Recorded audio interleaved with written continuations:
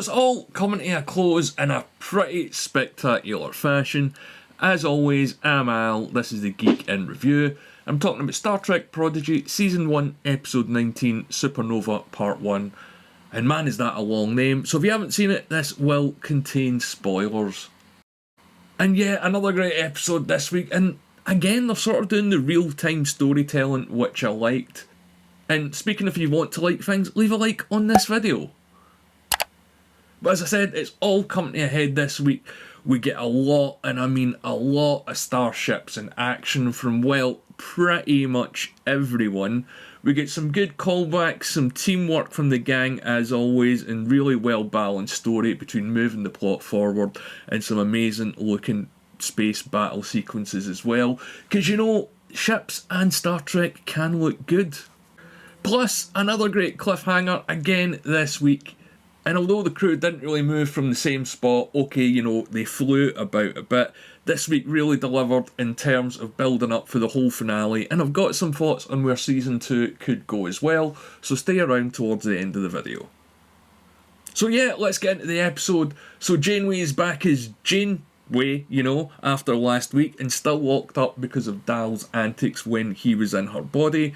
And she's trying to warn him about the weapon on the protostar because, you know, huge Starfleet fleet outside, isn't it? Now, one of my main complaints about the series is they don't really mention where they are in space in terms of things that we know and can relate to. And they do it again this week when they say that the protostar's been taken to the heart of Federation space. But where is that? What planets are near? Because a lot of familiar faces show up at the end of this episode, so yeah, they've got to be in the heart of Federation space, but just give us a planet name or something, guys, please. And Jellicoe's also back as well, being pretty much prime Jellicoe here. I hope it's not the last time that we see Jellicoe and Ronnie Cox, because he delivers it, and he's the guy that you love to hate or hate to love. Yeah, what do you think of Captain or Admiral Jellicoe? Are you on board with him or are you against them? Let me know in the comments below. But anyway, back to the episode.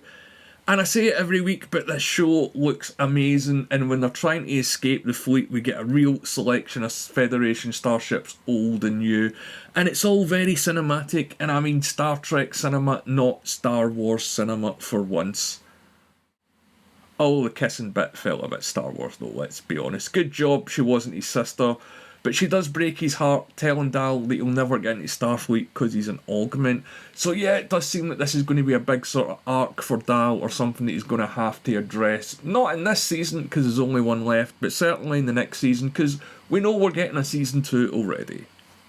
Like I say, we get some heavy callbacks in this episode, and mostly focusing on the Janeway side, when she manages to talk her way out of her cell because the security guard on duty was one of the refugee children she saved from the Devore Imperium, from, you remember that telepathy episode from Voyager. So again, raises huge questions of space and how it works here, because the Devore Imperium was quite far away from the Federation, and this person is in Starfleet. So yeah, how far does Starfleet extend? Because that's a long way from Earth. But after a few weeks of not getting much to do, the Diviner and his lot are now finally doing something, because they've been on the back burner, let's be honest. So they board the protostar, and speaking of being on the back burner, Dreadnought finally gets to kick some ass, and we get a pretty solid phaser fight between him and the crew.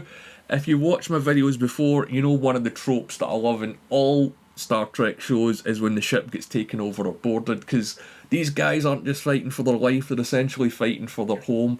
And it works for me in pretty much every Star Trek setting and dynamic, and I know it's a kid's cartoon, but I liked it. But it's Gwen and the Vindicator that get the Star Wars treatment this week when they do the Duel of the Fates from Episode 1. It did stand out, but yeah, it would be nice if I could once at least say that there wasn't a sort of Star Wars theme in the show. But I do like those sort of liquid sword things that they can reshape. It's something that I'd like to see in live action Star Trek if they ever do it. I don't think they will though. But the Diviner needs to pick a side between Gwen and the Vindicator. And he does try, and I say try because the Vindicator takes him out before she can take Gwen out. So I'm sad to say we might see the last of John Noble. I hope not. I'll bring that up in a second. But yeah, this is when the episode turns really dark because the Vindicator hails the rest of the Starfleet ships, and then the weapon does its thing. So the Starfleet ships are firing on each other and they go red, so you know that means that it's a bad thing. And yeah, I didn't think we'd get to see this, or what I mean is, I didn't think we'd get this far along in the story. Some more great action shots when all the ships are firing each other, and we get a good look if you are a ship fan. I know it's going to keep the Trek Yard boys busy for a couple of days at least. But I would say it did look a very bleak, slow motion Wolf 359. I know there was still a lot of time left in this episode. And also there was another scene that felt like it was like Luke Skywalker watching his friends from the Death Star getting taken out in Return of the Jedi. But I don't know, maybe I'm just seeing Star Wars in this show because I want to see it. So the gang does try and stop Essentia, but she has a bad guy escape pod, which I'm not saying is Star Wars, but it did remind me of General Grievous at the start of Revenge of the Sith. But the big scene here is the Diviner's death when he tells Gwen how to go about things the right way to save their people. So yeah, I think this might be an arc for Season 2 where the gang have to find the Diviner and Gwen's people and sort of introduce them to Starfleet the right way in order to correct the culture. I don't know, I hope that he's going to be back, I'll get to that in a second.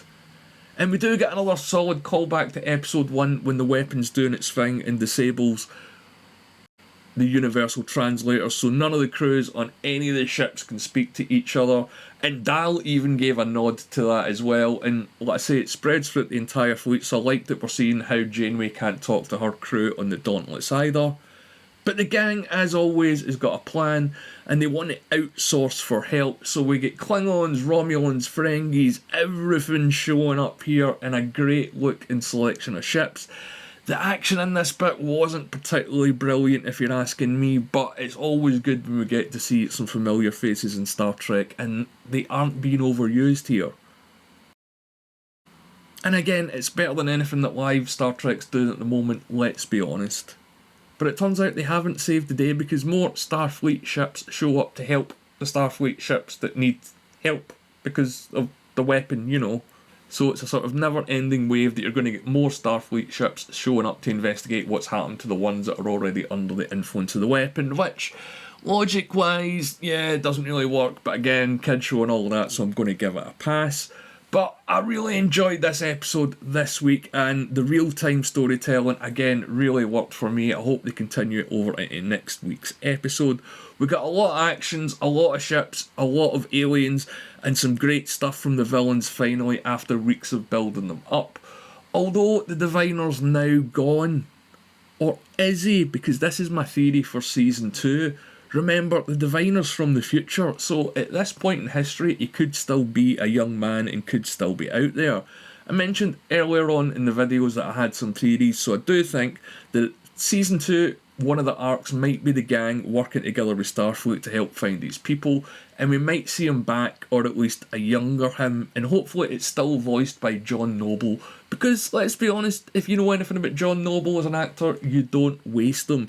But yeah, I definitely think at some point in the future the gang are going to end up on the Diviner's home planet and it's going to come to some sort of head with the Starfleet thing. But as always, these are just my thoughts. As you can tell, I really enjoyed this episode, but let me know what you think in the comments below, and let me know what you think is going to happen in the finals. I want to hear your theories as well. If you've made it this far, please leave a like on the video and subscribe to the channel. My name's Al, thanks for watching.